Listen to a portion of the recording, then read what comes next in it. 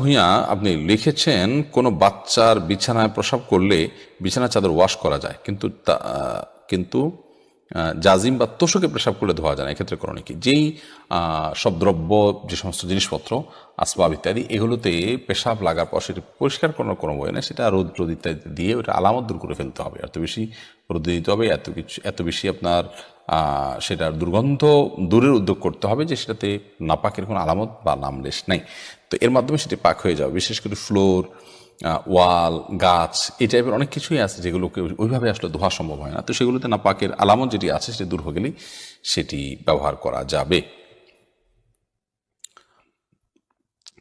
জুলেখা খাতুন আপনি লিখেছেন নতুন কোনো কাপড় পরে না ধুয়ে নামাজ পড়ে নামাজের কোনো ক্ষতি হবে কিনা? নতুন কোনো কাপড় পরলে সেটা ধুয়েই পড়তে হবে এমন কোনো বাধ্যবাধকতা নেই।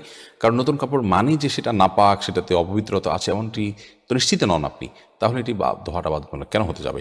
তবে হ্যাঁ, আপনারা যদি নতুন কাপড় কেনার পর দেখলেন যে সেখানে কোনো নাপাক আছে, তাহলে ওই জায়গায় সেই নাপাকটা ধোয়াটাই হলো আবশ্যক। অতএব শরীরের দৃষ্টিকোণ থেকে নতুন কাপড় ধুয়ে পড়তে হবে এমন কোনো বাধ্যবাধকতা নেই।